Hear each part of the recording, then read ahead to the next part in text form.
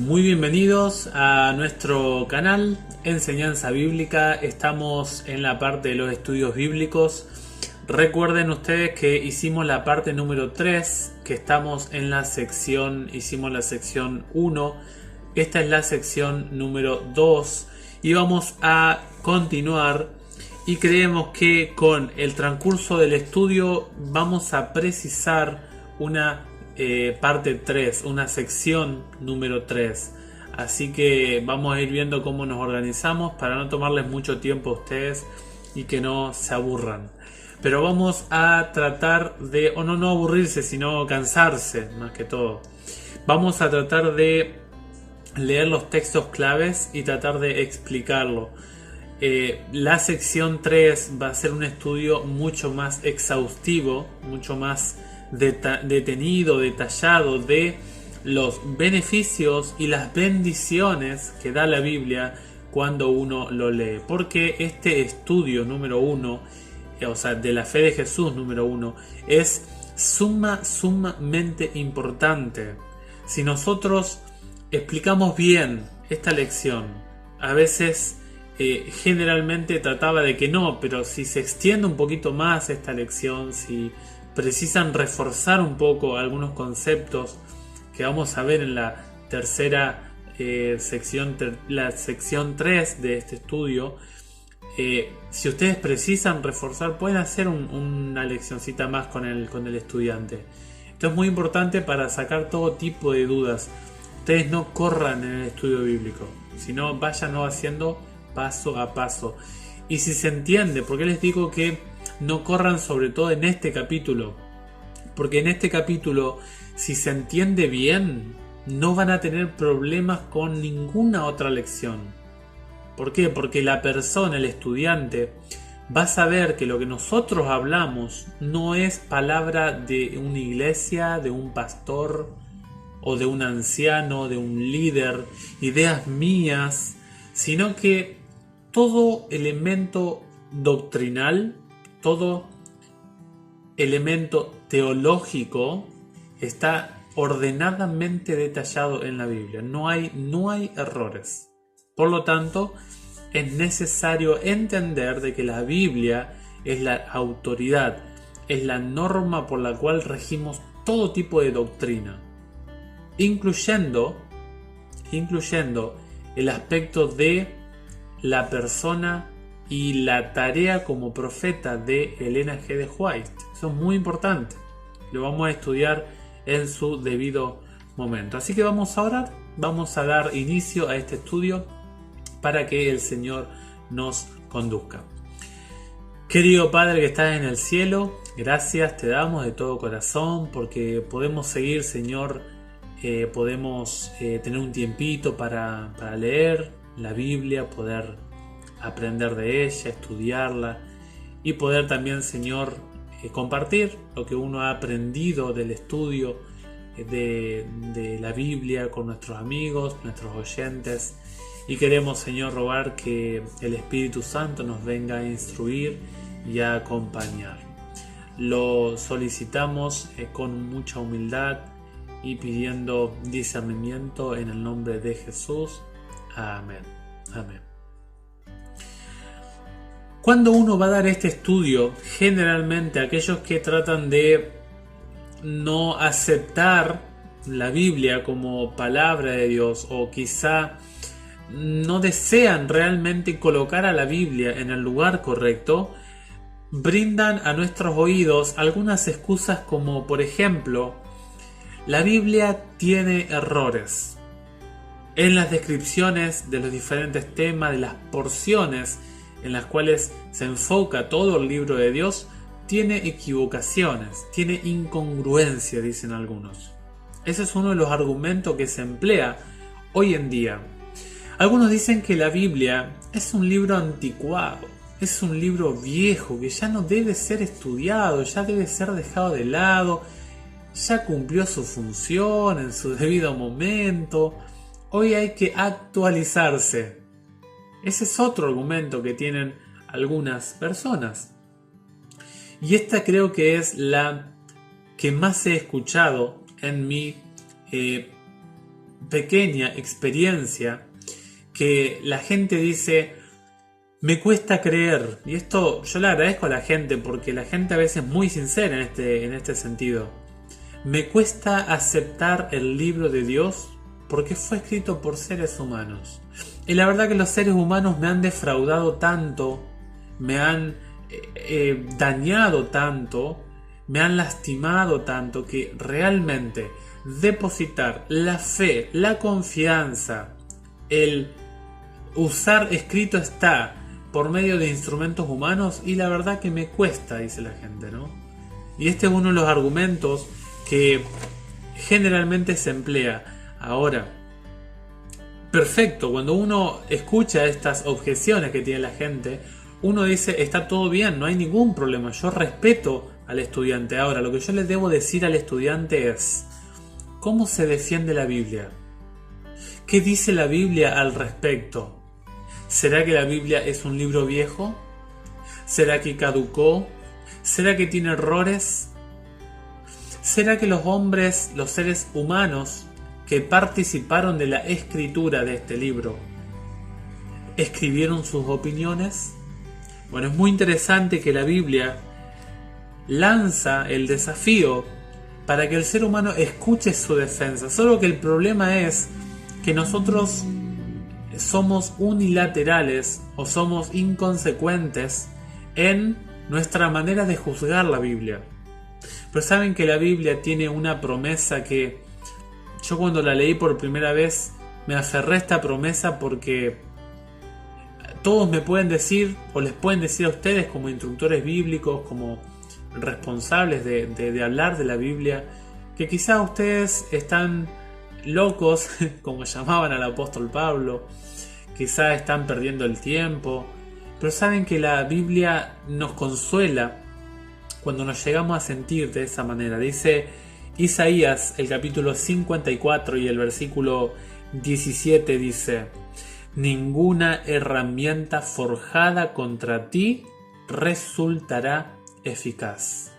Es decir, puede haber una y mil maneras de tratar de derrocar lo que dice este libro. Pero, dice este libro, todas esas maneras, todo el instrumento, todo el andamiaje que se use para atacar la Biblia, dice: tú desmentirás a toda lengua que se alce para juzgarte. Noten ustedes que el ser humano que se atreve a juzgar el libro de Dios lo va a juzgar a él o a ella también. Es decir, que cuando nosotros vamos a hablar del libro de Dios y vamos a dictar o emitir un juicio con el libro de Dios, o con el libro de Dios, o en contra del libro de Dios, dice acá que la Biblia misma, lo que está escrito acá, se va a levantar como un juez ante mi juicio para con este libro. Dice, ¿por qué se va a levantar? Dice, porque esta es la herencia de los servidores del Señor. Esta es la victoria que yo les aseguro. Palabra del Señor.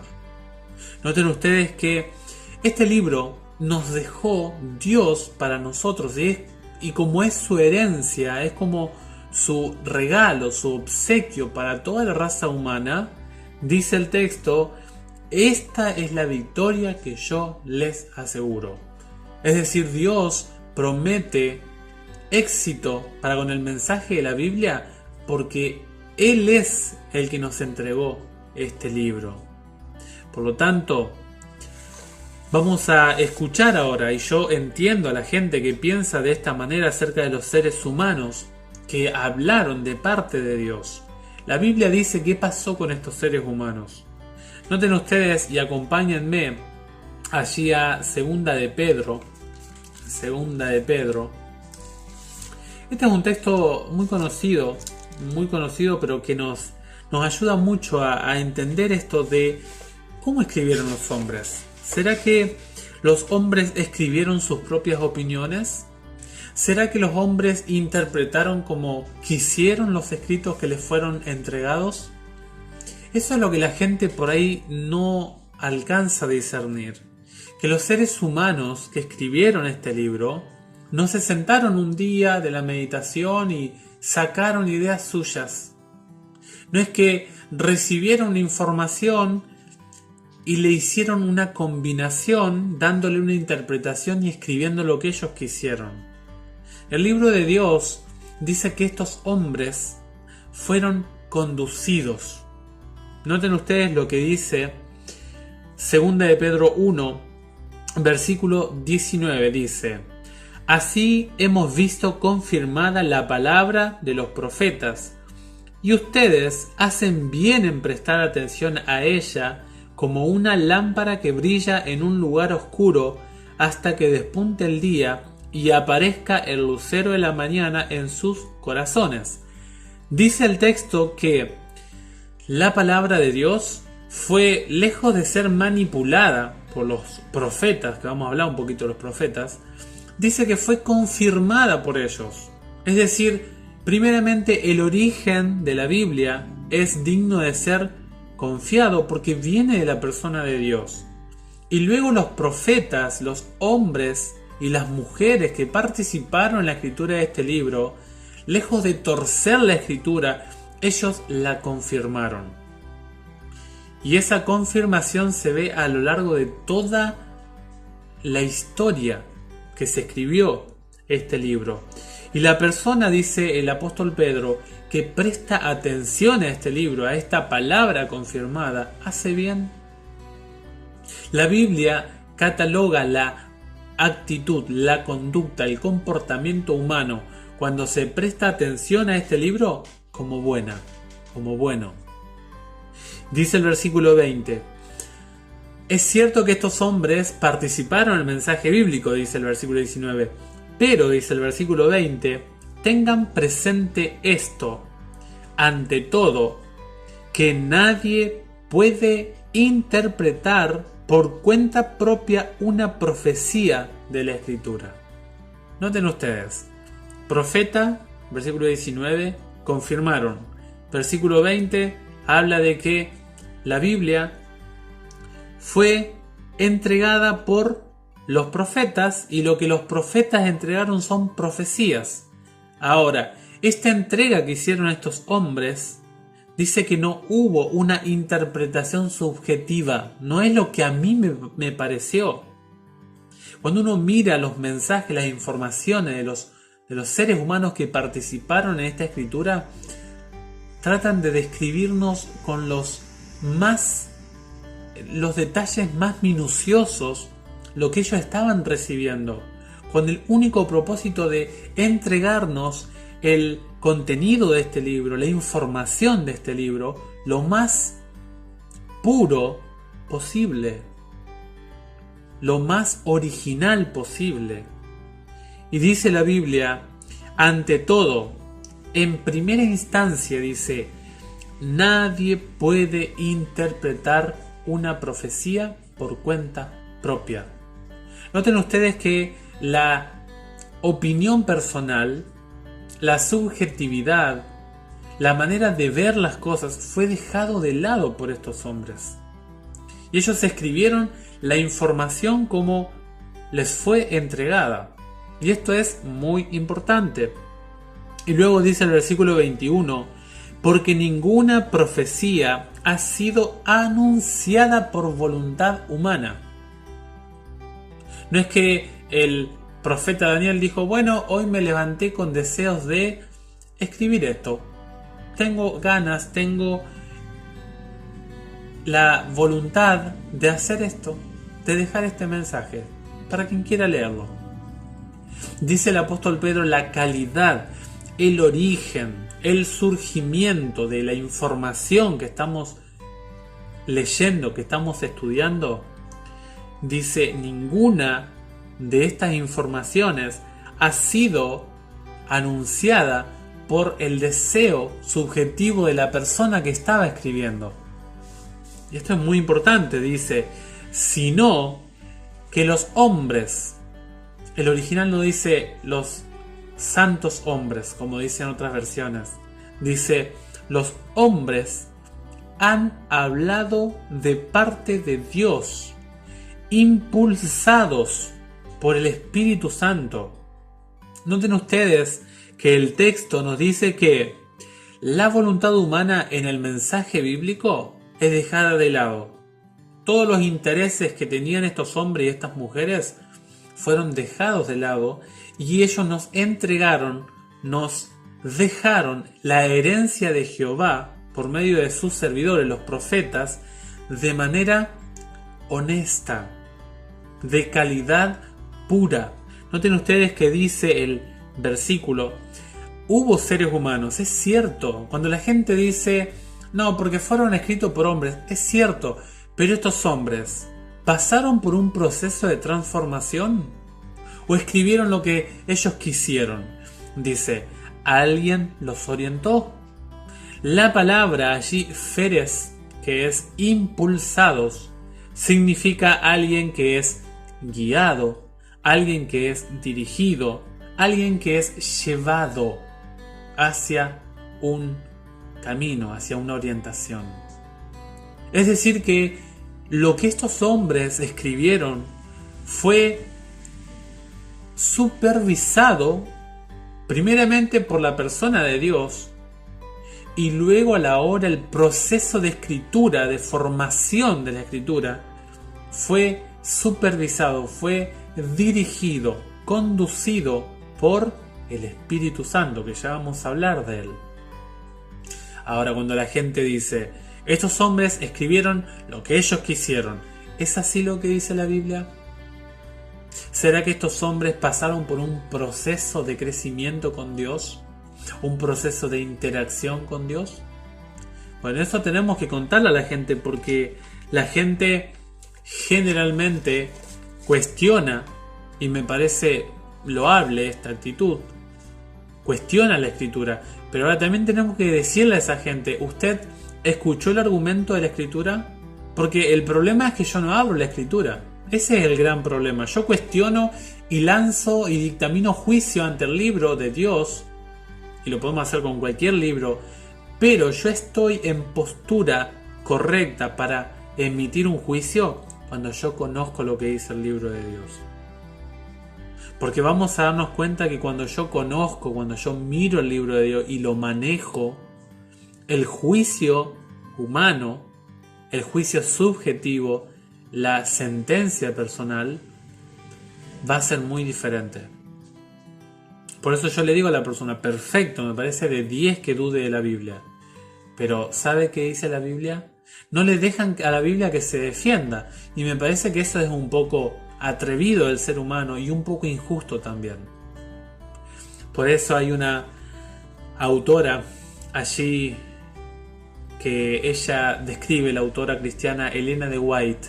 Ella describe, Dios se ha dignado comunicar su verdad al mundo por medio de instrumentos humanos, y Él mismo, mediante su Santo Espíritu, hizo idóneos, o sea, capacitó, preparó a los hombres, y en esa idoneidad que le dio a los seres humanos, los habilitó para realizar esa obra. Es decir, el ser humano en su estado natural, cuando Dios le propuso escribir la Biblia, porque Dios es el autor de la Biblia, simplemente el ser humano es el escritor, es el transmisor de la Biblia al papel, ¿no? Dice que hubo una capacitación.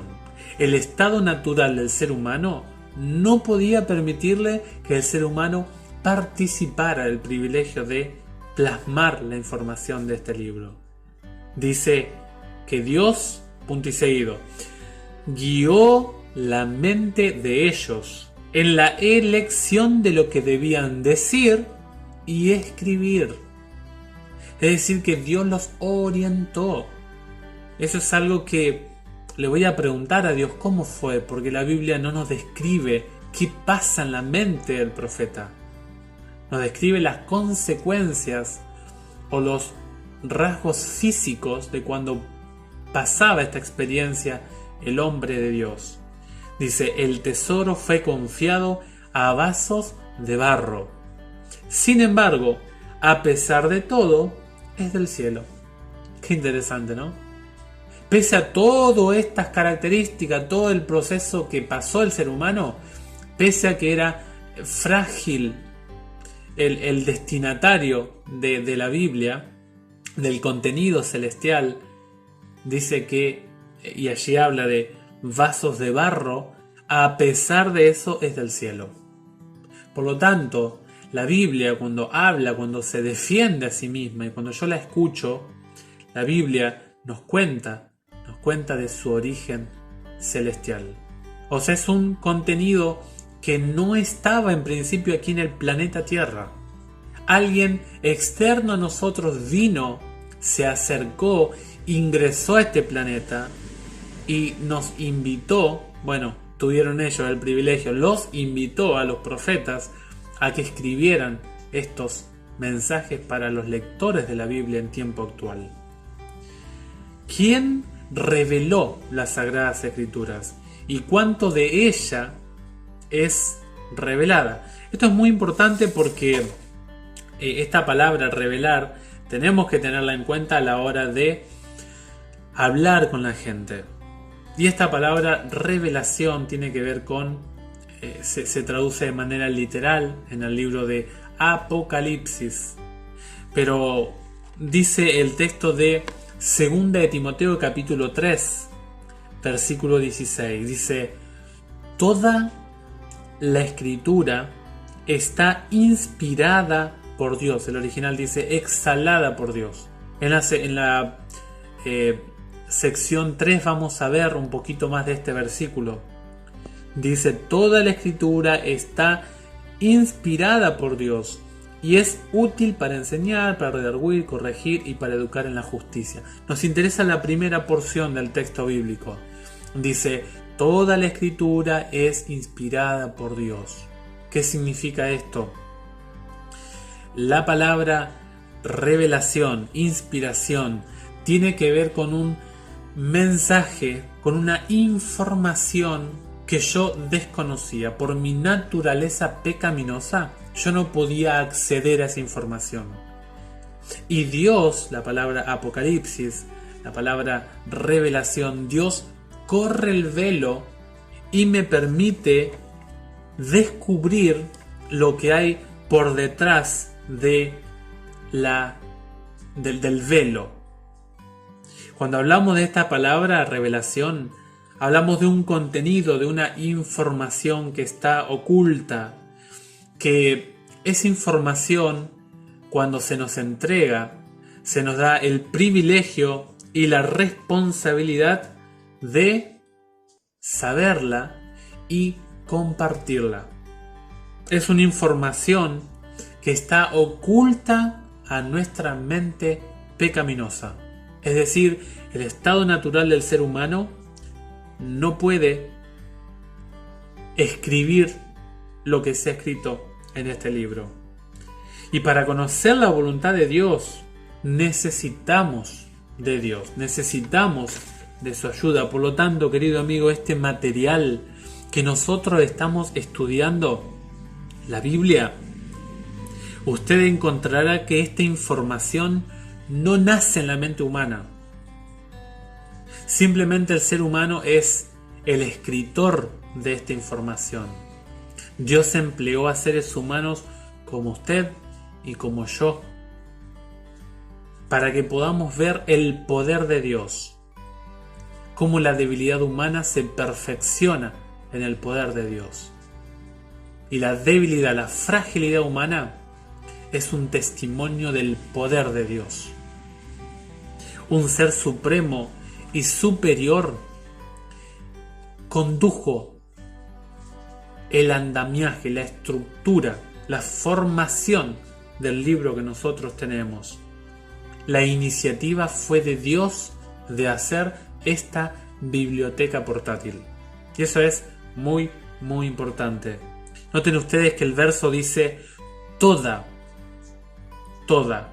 Esta palabra paz, pantos, es una palabra que tiene varios significados. Notemos algunos. Dice cualquiera, cada uno, siglo, o sea, temporalmente todo el tiempo posible.